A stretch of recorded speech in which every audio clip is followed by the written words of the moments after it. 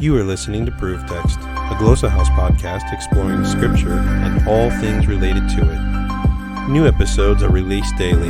For more information, check out glossahouse.com and subscribe to our channels on Spotify and YouTube. Welcome and enjoy. Hello and welcome to Proof Text. I am Michael Halcomb and this is a Growcabulary episode. Specifically, it's a Hebrew Growcabulary episode, which means we're focusing on growing our Hebrew vocabulary. And we do that by looking at one Hebrew word or one Hebrew root at a time.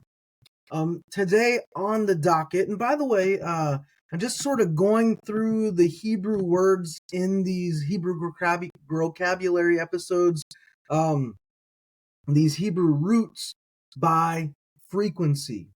Okay, so we started with amar, right? So we're looking at verbs in particular here, by the way, is what we're working through.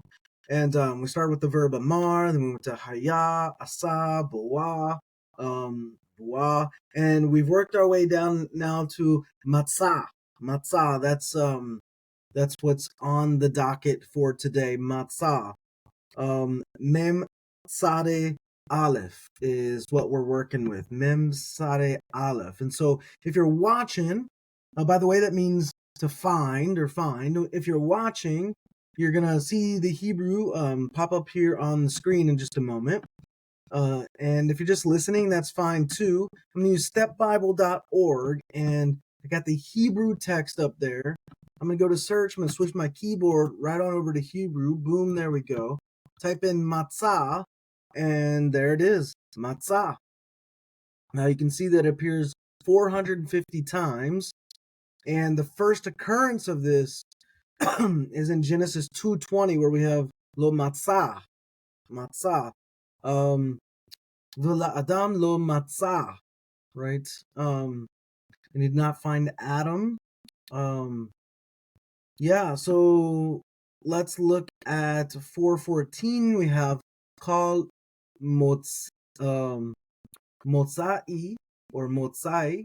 However you do when you have a aleph, hirik, yod, you can do this a couple different ways. So we have motz, and then we have aleph, hirik, yod. You can do ai, motzai, or you can do motzai. Either way, I would be fine with personally, but that's how I'm going to do it.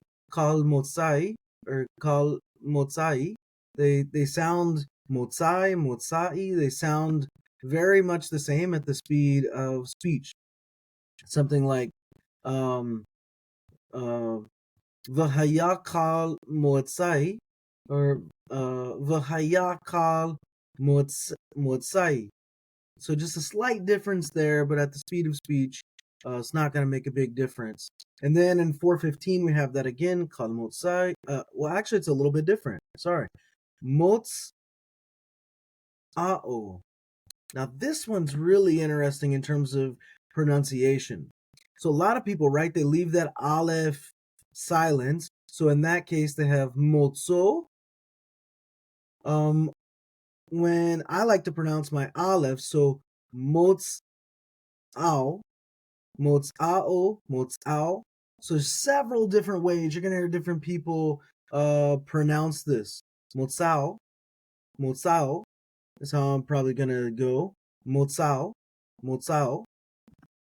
And then in 6-8, matzah, and then in 8 and 9, matzaa. And then we have in 11-12, va-yi metz ow.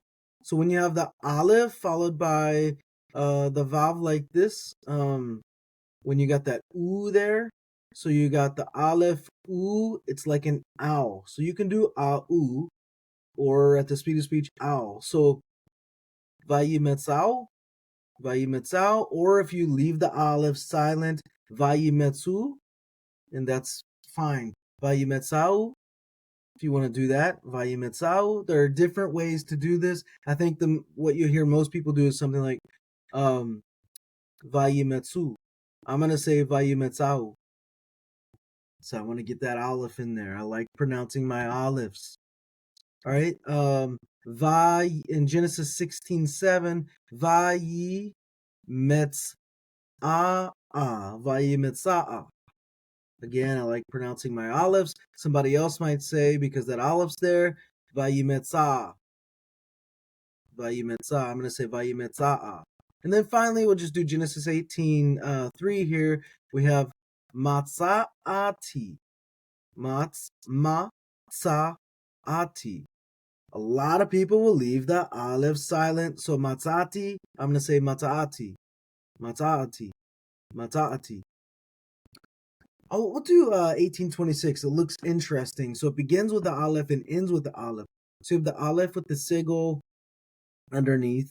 So in those kinds of instances where you have the aleph starting and the vowel underneath it, you can do the or most people what they're going to do is just pronounce the sound of the vowel. I think that's probably easiest to do. So this one's going to be something like emetza, emetza, emetza. All right. So I don't have anything with any sort of mnemonic device for matzah.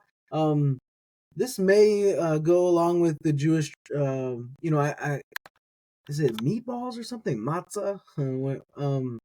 That I tend to, when I hear matzahs and meatball or cracker or something, I don't know, it's floating around back there somewhere in my mind. You probably know, but I've forgotten. So matzah, I'm familiar with that, but I don't have a mnemonic device.